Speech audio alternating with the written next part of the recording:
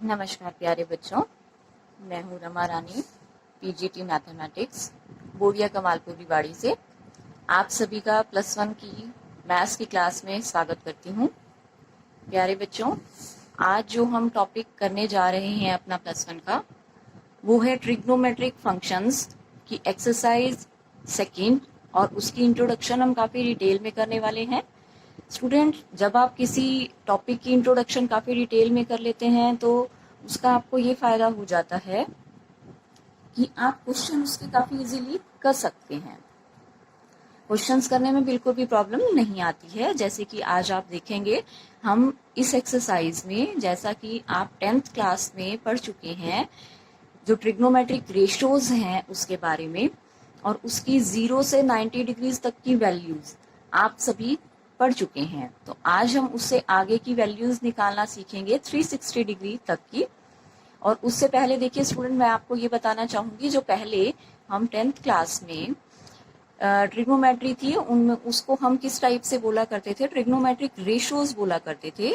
जो 6 रेशियोज होती थी, अब वो कन्वर्ट हो गई हैं ट्रिग्नोमेट्रिक फंक्शंस में। तो फंक्शंस के बारे में भी आप इससे पहले के चैप्टर में कर चुके हैं कि फंक्शन क्या होता है, बट मैं आपको थोड़ा सा रिमाइंड कराना चाह रही हूँ कि फंक्शन क्या होता है। जैसे एक एग्जाम्पल ले रही हूँ छोटा सा, fx आप इस टाइप से डिनोट करते थे, या y भी लिख देते हैं। सपोज ये है 2x + 1। अगर आप x की कुछ वैल्यूज इसके अंदर पुट करते हैं, मान लीजिए 1 2 3 इस टाइप से मैंने पुट की हैं, तो y की वैल्यू आपको मिल जाएंगी। जैसे 1 पुट करते हैं तो हमें आंसर मिल जाएगा 3। अगर हम 2 पुट करते हैं तो आंसर मिल जाएगा 5, एंड अगर हम 3 पुट करते हैं तो आंसर हमें मिल जाएगा 7। तो अगर आप x की कुछ वैल्यूज पुट कर रहे हैं, डिफरेंट वैल्यूज पुट कर रहे हैं, तो आपको क्या मिलेगा, उसके बदले में कुछ ना कुछ आंसर जरूर मिलेगा। x की वैल्यूज हमने डिफरेंट ली हैं, या आप बोल सकते हैं for unique values of x आप फाइंड आउट कर सकते हैं values of y, that is called a function. तो आप देखिए स्टूडेंट, अब हमारी जो ट्रिग्नोमेट्रिक रेशियो हैं वो भी यहाँ पर आकर कन्वर्ट हो चुकी हैं फंक्शंस में। तो आप इनको इस टाइप से अब लिखेंगे, f(x) या y भी लिख सकते हैं, sin x, f(x) equal to cos x, f(x) equal to tangent x, and f(x) equal to cosecant x, f(x) equal to secant x, and f(x) equal to cotangent x। इस type से अब आप इनको लिख सकते हैं ट्रिग्नोमेट्रिक फंक्शंस को। तो देखिए, जैसे मैंने फंक्शन की आपको डेफिनेशन बताई है कि आप x की डिफरेंट वैल्यूज लेंगे तो आपको फंक्शन y की या f(x) की वैल्यूज मिल जाती हैं, वो कुछ भी मिले और मिलनी चाहिए ज़रूर। इसी टाइप से अगर आप यहाँ पर भी x की कुछ ना कुछ वैल्यूज लेंगे तो आपको क्या मिल जाएंगी, उसके बदले में फंक्शन की कुछ ना कुछ वैल्यूज ज़रूर मिलेंगी। तो आइए देखते हैं अब आगे कि ये किस टाइप से हमें कुछ वैल्यूज मिलती हैं। नेक्स्ट है, देखिए स्टूडेंट, जैसे मैंने अब एक सर्कल लिया है आगे आपको ये फंक्शन बताने के लिए और वैल्यूज फाइंड आउट करने के लिए। जो सर्कल है वो यूनिट रेडियस का सर्कल है, यूनिट रेडियस है इसकी। तो देखिए, मैं इसी को ही कार्टेशियन फॉर्म में कन्वर्ट करने जा रही हूँ। कार्टेशियन फॉर्म में आप किस टाइप से कन्वर्ट करेंगे, मैं इसी की रेडियस को देखिए इस टाइप से अगर हम बढ़ा देते हैं तो ये आप देख सकते हैं अब किस में कन्वर्ट हो जाएगा, कार्टेशियन प्लेन में कन्वर्ट हो गया है। एक्स एक्सिस बन चुकी है हमारे पास, वाई एक्सिस बन चुकी है, जो कि सेंटर ओ पर इंटरसेक्ट कर रहे हैं। तो देखिए स्टूडेंट, अब मैं यहाँ पर कोई पॉइंट ले रही हूँ P। देखिए, अगर मैं O और P को ज्वाइन कर देती हूँ तो अब आपको पहले तो P के कोऑर्डिनेट फाइंड आउट करने हैं कि ये P पॉइंट क्या होगा। तो देखिए स्टूडेंट, इसको करने के लिए मैं आपको छोटे से एक ट्राइंगल से बताती हूँ। देखिए, हम पहले जैसे ट्रिग्नोमेट्री थोड़ी बहुत 10th क्लास में पढ़ चुके हैं, ये उसी पे बेस है। राइट एंगल ट्राइंगल में हम लेंगे, ये था सेंटर O, जैसे ये P पॉइंट है, आपको इसके कोऑर्डिनेट फाइंड आउट करने हैं। और मैं अगर ये वाला डिस्टेंस मान लेती हूँ OM डिस्टेंस है, तो आप इसको सपोज कर लीजिए कि ये x है एंड PM डिस्टेंस है y, और OP जैसे कि आप देख रहे हैं मैंने रेडियस यूनिट रेडियस ली है, तो ये इसकी वैल्यू हो जाएगी 1 यूनिट, मीन्स ये हो गया 1।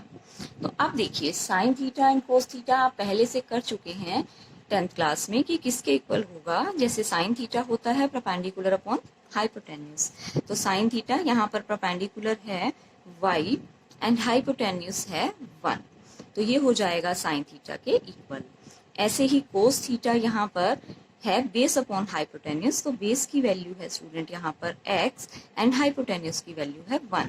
तो अगर आप देखते हैं बाय नंबर 1 एंड नंबर 2 हमारे पास x एंड y की वैल्यूज आ चुकी हैं। जैसे यहाँ पर साइन थीटा किसके इक्वल हो गया है, y के इक्वल हो गया है अगर आप y1 देखते हैं, एंड इसी तरह से कोस थीटा की वैल्यू हो जाएगी x।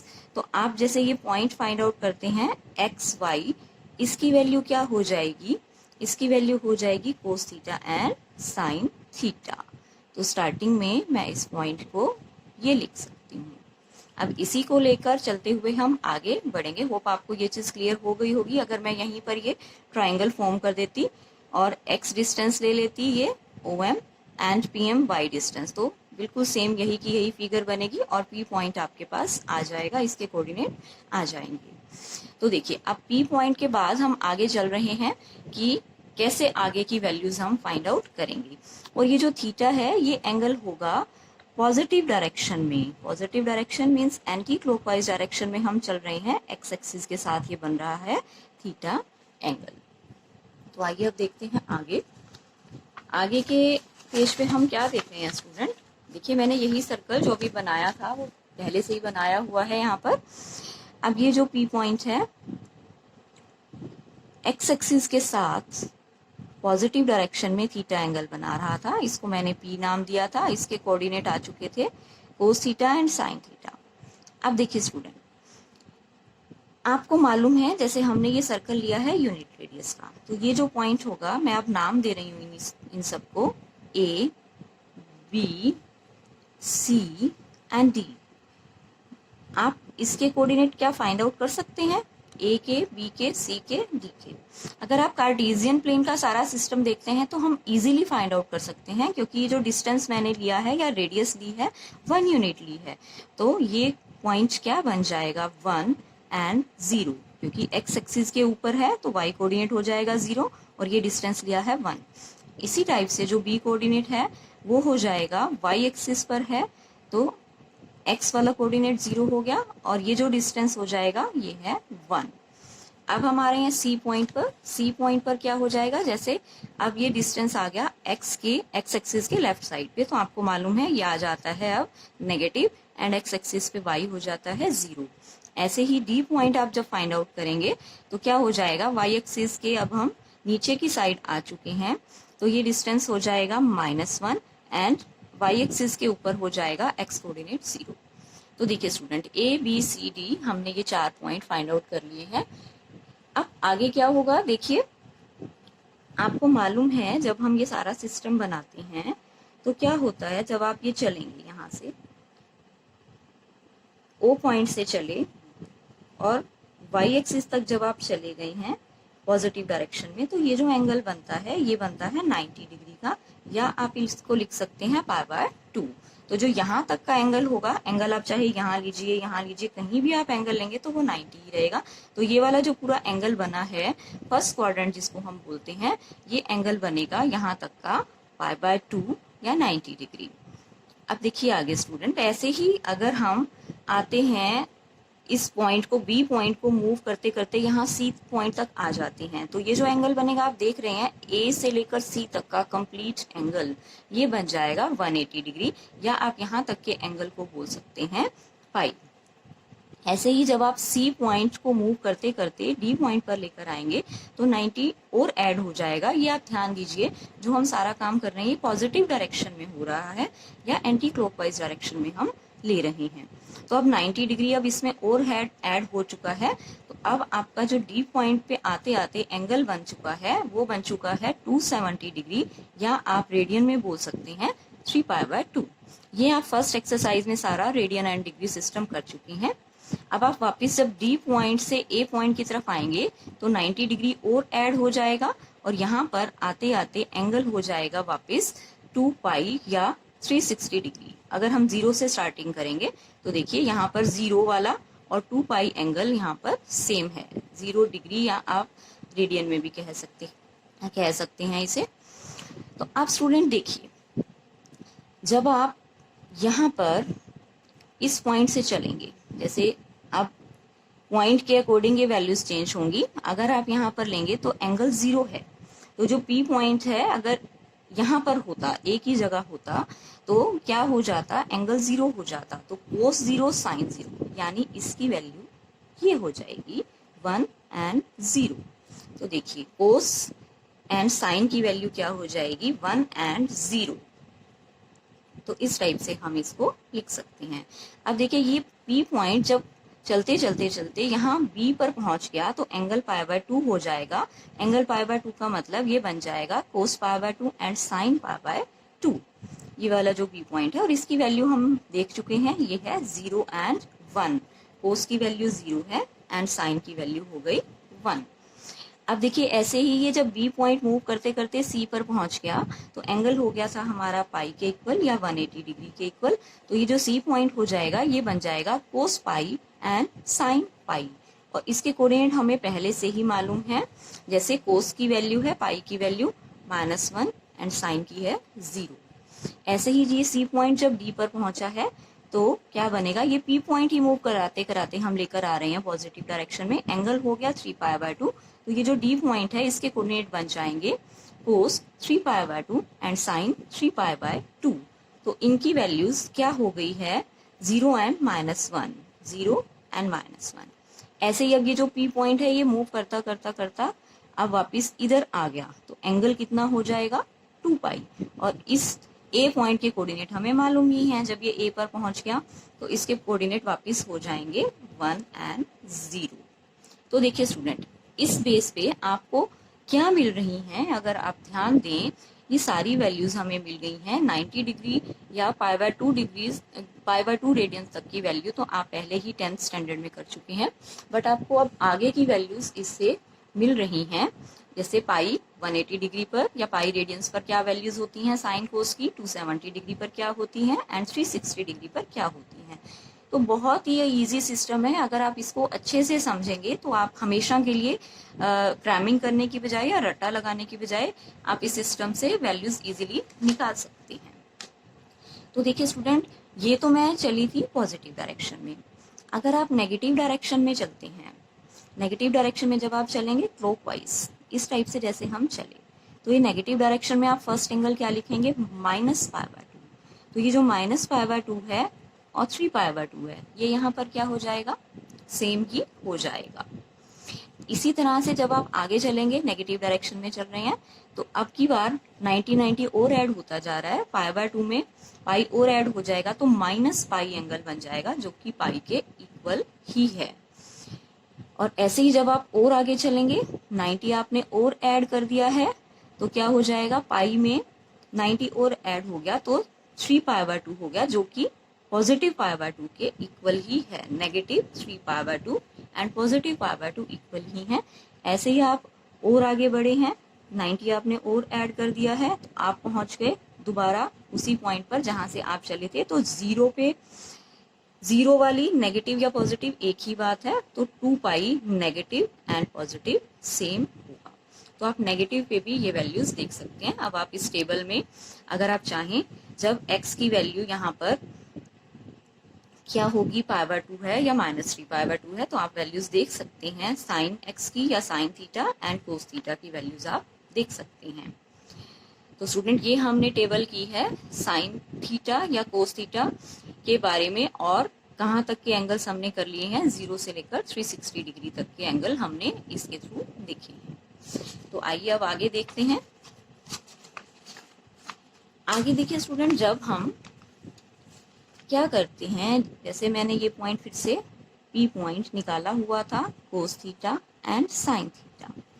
तो देखिए क्या होगा जब आप यहाँ 0 डिग्री से चलना स्टार्ट हुए हैं, जब आपने पॉजिटिव डायरेक्शन में चलते चलते चलते एक राउंड कंप्लीट कर लिया है, फिर आप दोबारा से यहाँ पर आ गए हैं, तो ये क्या बन जाएगा, अब की बार जो एंगल है 98, हमने 360 तक का एंगल पहले कंप्लीट किया है, तो ये हो जाएगा 2 पाई और ये एंगल था थीटा, तो 2 पाई प्लस थीटा एंड ऐसे ही ये बन जाएगा साइन 2 पाई प्लस थीटा, जो पी पॉइंट है अब वो ये बन जाएगा। लेकिन स्टूडेंट देखिए कोऑर्डिनेट तो कभी भी चेंज नहीं होंगे, ये दोनों वैल्यूज सेम ही रहेंगी। अगर यहाँ पे ये पॉइंट 2 1 है तो 2 1 ही रहेगा, बिल्कुल चेंज नहीं होगा, तो यानी ये वैल्यूज सेम आ गई। ये तो आपने एक राउंड कंप्लीट किया था। ऐसे ही अगर आप चलते चलते दूसरा राउंड कंप्लीट कर लें तो क्या हो जाएगा, दूसरा राउंड कंप्लीट होने के बाद अब ये एंगल 360 एक बार था, 360 दूसरी बार हुआ, तो ये बन जाएगा आपकी बार 4 पाई प्लस थीटा। तो हम इससे क्या देख रहे हैं, cos 2 pi plus theta and sine 2 pi plus theta एक राउंड कंप्लीट होने के बाद वापस वही वैल्यूज इनकी आने लग गई हैं। ऐसे ही अगर आप दूसरा राउंड कंप्लीट करेंगे तो बिल्कुल सेम होगा, cos 4 pi plus theta and sine 4 pi plus theta. 2 round complete हो चुके हैं, अब यहाँ पर इनकी वैल्यूज फिर से वही आ जाएंगी। आप कितने भी राउंड कंप्लीट कर लीजिए यहाँ पर, तो क्या होगा, मान लीजिए आपने 10 राउंड कंप्लीट कर लिए हैं, तो ये बन जाएगा यहाँ पर 10 पाई प्लस थीटा, ऐसे ही साइन 10 पाई प्लस थीटा, ये बन जाएगा 5 राउंड 10 राउंड कितने भी आप कंप्लीट कर लें, यहाँ पर 2 पाई है, 4 पाई है, 10 पाई है, तो सारा का सारा ये वापस इसी पॉइंट के इक्वल ही आ जाएगा, पी पॉइंट के equal answer cos theta and sine theta, यही इनका आंसर आ जाएगा। तो देखिए स्टूडेंट, इससे हम क्या कंक्लूजन निकाल रहे हैं, देखिए 2 पाई 4 पाई 6 पाई 10 पाई 12 पाई जितना भी आप लेते हैं, यानी कि 2 के मल्टीपल्स जितनी बार भी हम लेंगे तो आंसर वही का वही आ रहा है पॉइंट का, कोस theta and sine theta, P के कोऑर्डिनेट यही बन रहे हैं। तो इससे हमारा एक रिजल्ट हमें ये मिल गया है कि cos 2n pi plus theta and sine 2n pi plus theta ये किसके इक्वल ही होंगे, cos theta and sine theta के इक्वल ही वापस हो जाएंगे, और n यहाँ पर बिलोंग करेगा किसको, एक इंटीजर को ही बिलोंग करेगा। तो ये सभी के लिए ट्रू होगा रिजल्ट। अब देखिए ऐसे ही हम आगे कुछ और रिजल्ट्स करने वाले हैं स्टूडेंट। अब देखिए दोबारा से मैंने वही सर्कल लिया है यूनिट रेडियस का, पी पॉइंट के कोऑर्डिनेट मालूम है हमें, कोस थीटा एंड साइन थीटा। तो देखिए स्टूडेंट, अब की बार क्या होगा, अब मैं ये रिजल्ट किसके लिए कर रही हूँ, साइन के लिए कर रही हूँ। देखिए जब आप क्या कर रहे हैं, यहाँ पे देख रहे हैं, ये जो कोऑर्डिनेट था हमारा इस पॉइंट का, ए पॉइंट का 1 एंड 0 था, ऐसे ये पॉइंट हमने नाम दिया था सी था, बी एंड डी। तो देखिए अब सी पॉइंट के कोऑर्डिनेट होंगे -1 0, ये आप देख चुकी हैं। तो देखिए इसका मतलब जो साइन है वो कहाँ कहाँ पर 0 हो रहा है, एक तो हमारा स्टार्टिंग से ही 0 पर 0 हुआ, साइन 0 डिग्री 0 के इक्वल होगा। ऐसे ही अगर आप अब यहाँ पर चलते चलते एंगल देखें तो क्या बन गया था हमारा, पाई, तो साइन पाई की वैल्यू भी क्या है यहाँ पर 0 है। ऐसे ही अगर आप वापस चलते जाते हैं तो अब हम कहाँ पर पहुंच गए, पाई से 2 पाई पर पहुंच गए, 180 और ऐड हो गया, तो साइन 2 पाई की वैल्यू भी क्या है 0 है। अगर आप फिर से अब और राउंड कंप्लीट करेंगे, दोबारा आएंगे, 180 और ऐड हो जाएगा, तो ये बन जाएगा साइन 3 पाई इक्वल टू 0। आप इस तरह से चलते जाइए तो आपको क्या रिजल्ट मिल रहा है, यहाँ पर n की वैल्यू चाहे जो मर्जी है, ये तो आप पॉजिटिव डायरेक्शन में काम कर रहे हैं। अगर आप नेगेटिव डायरेक्शन में काम करते, 0 डिग्री से जैसे हम चले क्लॉकवाइज चले, तो भी क्या होता, यहाँ पर साइन का कोऑर्डिनेट जो या साइन थीटा है उसकी वैल्यू 0 ही रहेगी। तो यानी कि साइन n पाई 0 के इक्वल है और n बिलोंग कर रहा है इंटीजर को, मीन्स n की वैल्यू पॉजिटिव भी हो सकती है 1 2 3, 0 भी हो सकती है, एंड नेगेटिव -1 2 3 ये भी हो सकती हैं। तो n किसको बिलोंग कर रहा है, इंटीजर को बिलोंग कर रहा है, और ये सभी के लिए रिजल्ट हमेशा ही ट्रू रहेगा, sine n pi equal to 0 होगा। तो आइए स्टूडेंट आगे देखते हैं, जैसे हमने साइन के लिए किया है रिजल्ट ये, ऐसे ही अब हम कर रहे हैं कोस के लिए। देखिए अब की बार अब हम ये पॉइंट देखते हैं कि ये क्या थे, पॉइंट जो हमारे कोऑर्डिनेट थे, B point and D point, ये था A and this is C. तो जो बी पॉइंट है उसके कोऑर्डिनेट हमारे क्या थे, 0 एंड 1। आपको मालूम है वाई एक्सिस पर एक्स का कोऑर्डिनेट 0 होता है, यूनिट रेडियस का सर्कल लिया था, तो आपका ये जो डिस्टेंस है वो भी ये 1 के इक्वल था। ऐसे ही अगर आप नीचे की तरफ जा रहे हैं तो ये हो जाएगा 0 एंड -1। तो देखिए जब हमने यहाँ 0 एंगल से स्टार्ट किया है, आप आ रहे हैं यहाँ पर, तो एंगल क्या बन गया हमारा, एंगल बन गया π/2, पॉजिटिव डायरेक्शन ले रहे हैं अभी। π/2 एंगल पर क्या हो जाएगा, कोस का कोऑर्डिनेट हो गया 0, कोस π/2 इक्वल टू 0। ऐसे ही आप फिर से 180 अगर ऐड कर देते हैं तो देखिए हम यहाँ पर आ जाएंगे, यहाँ फिर से कोस का कोऑर्डिनेट 0 हो गया। अगर आपने 180 ऐड किया है, 180 ऐड करने पर ये हो जाएगा कोस 3π/2 फिर से 0। इसी तरह से अगर आप 180 ऐड करते जाएंगे, पॉजिटिव डायरेक्शन ले रहे हैं जैसे, तो कोस 5π/2 0, कोस 7π/2 0। तो अगर हम देख रहे हैं π/2 के सभी मल्टीपल आ रहे हैं, π/2 के साथ क्या आ रहा है, 1 आ रहा है, 3 आ रहा है यहाँ पर, फिर 5 आ रहा है, सबके साथ क्या आ रहा है, π/2 मल्टीप्लाई में आ रहा है। तो इस चीज को आप कैसे लिख सकते हैं, देखिए स्टूडेंट, ओड नंबर्स आ रहे हैं 1, 3, 5, तो ओड नंबर्स को आप इस टाइप से हमेशा ही डिनोट कर सकते हैं, 2n+1 और π/2 सभी के साथ है। तो क्या हो जाएगा यहाँ पर, कोस 2n+1 इंटू π/2, इसकी वैल्यू हो जाएगी 0 के इक्वल। तो अगर आप, ये तो हमने ली थी पॉजिटिव डायरेक्शन, नेगेटिव डायरेक्शन की बात करते हैं तो भी सेम रिजल्ट रहेगा। आप 0 से स्टार्ट कीजिए, नेगेटिव डायरेक्शन में आइए तो भी क्या है, यहाँ पर इसकी वैल्यू 0 है, जो कोस का कोऑर्डिनेट है वो 0 हो जाएगा, कोस वाला, कोस की वैल्यू। देखिए अब इससे हमारा क्या कंक्लूजन निकलता है कि जो एक्स एक्सिस है, हम देखा है हमने पिछली पेज पर कि एक्स एक्सिस के ऊपर साइन थीटा सारा का सारा हो जाता है 0 एंड वाई एक्सिस के ऊपर कोस थीटा कंप्लीट हो जाता है 0। और यहाँ पर स्टूडेंट एन इंटीजर को बिलोंग करेगा, ये आपको बता ही दिया है, पॉजिटिव नेगेटिव सभी के लिए ये रिजल्ट्स ट्रू हैं। तो आइए अब नेक्स्ट पेज पे हम क्या करने जा रहे हैं। अब देखिए स्टूडेंट, हमने फंक्शंस अभी तक जो पढ़े हैं वो सारे पढ़े हैं साइन एंड कोस।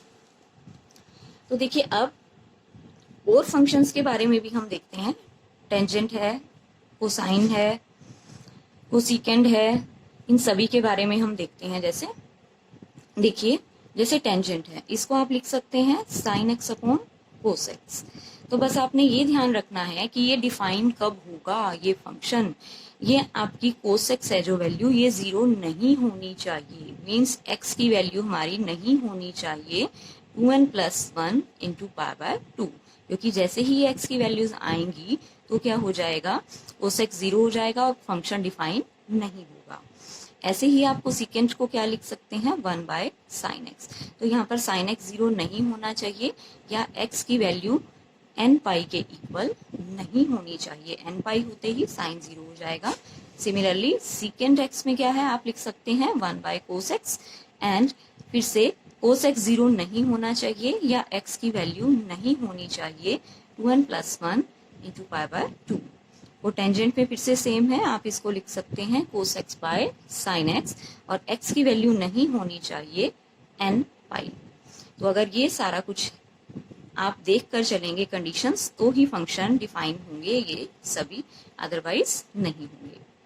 तो स्टूडेंट आइए, अभी तक जो हमने किया है अब हम करते हैं उसकी एक छोटी सी समरी बनाते हैं। होप आपको यहाँ तक जो भी हमने किया है सब क्लियर हो चुका होगा। देखिए स्टूडेंट, आप अब जो हमने आज किया है उसको लेकर अगर हम चलते हैं तो sine theta, cos theta, tangent theta और ट्रिग्नोमेट्रिक जो फंक्शंस हैं जैसे कोसिकेंट, सीकेंट, कोटेंजेंट, सभी की आप वैल्यूज फाइंड आउट कर सकते हैं 0 से लेकर 2π तक की, और 90 तक की आपको मालूम है स्टूडेंट, आप 10th क्लास में कर चुके हैं। तो आइए देखिए, अब ये हम टेबल फॉर्म कर रहे हैं। जैसे साइन 0 की वैल्यू हमें पहले से मालूम है 0 होती है, आप इसको डिग्रीज में भी लिख सकते हैं, 30, 45 डिग्री, 60 डिग्री, 90 डिग्री, पाई है 180 डिग्री, 3π/2, 270 डिग्री एंड 360 डिग्री। तो देखिए साइन π/6 या 30 डिग्री की वैल्यू आपको पहले से ही मालूम है, ये होती थी 1/2। नेक्स्ट 45 डिग्री पर 1/√2 and sine 60 degree √3/2, sine 90 degree 1। तो पहले मैं 90 डिग्री तक की कंप्लीट कर रही हूँ। ऐसे ही कोस इसका रिवर्स हो जाता था, 1 √3/2 एंड 1/√2, 1/2, 0। टेंजेंट के लिए आप क्या किया करते थे, दोनों को डिवाइड किया करते थे, 0/1 0, ये डिवाइड होके आ जाएंगे 1/√3, 1√3 एंड नॉट डिफाइंड। ये आप पहले से 10th क्लास में कर चुकी हैं। अब देखिए स्टूडेंट, जो हमने आज किया है उसके बेस पे अब आपको ये वैल्यूज फाइंड आउट करनी हो। कोऑर्डिनेट बस आप ध्यान रख लीजिए, जैसे ये पॉइंट था 1 0 0 1 -1 0 एंड लास्ट था 0 एंड -1। तो बस इसके बेस पे आप ये सारी वैल्यूज लिख सकते हैं। जैसे साइन पाई, अब साइन है पीछे वाला, कोऑर्डिनेट आपने देखना है 0 एंड 1। ऐसे ही 3π/2 पे अब आपने देखना है -1 एंड 0। 2π पे आपने देखना है तो 0 एंड 1। इस टाइप से आप ये वैल्यूज लिख लेंगे। π/2 पे हम पहले ही लिख चुके हैं 1 एंड 0। और टेंजेंट की निकालने के लिए आप इन दोनों को डिवाइड कर सकते हैं, 0/1 0, -1/0 नॉट डिफाइंड एंड 0/1 फिर से हो जाएगा 0। तो स्टूडेंट, हमने बनाई है sine theta, cos theta, tangent theta की टेबल 0 से लेकर 2π रेडियन के एंगल के लिए। तो आपके लिए आज होमवर्क है कि बाकी की टेबल आप खुद कंप्लीट करेंगे, जो कि cosecant theta, secant theta and cotangent theta के लिए होगी। तो आज हम इतना ही करते हैं। होप आप सभी को जो भी किया है वो बहुत अच्छे से क्लियर हो चुका होगा। Thank you so much.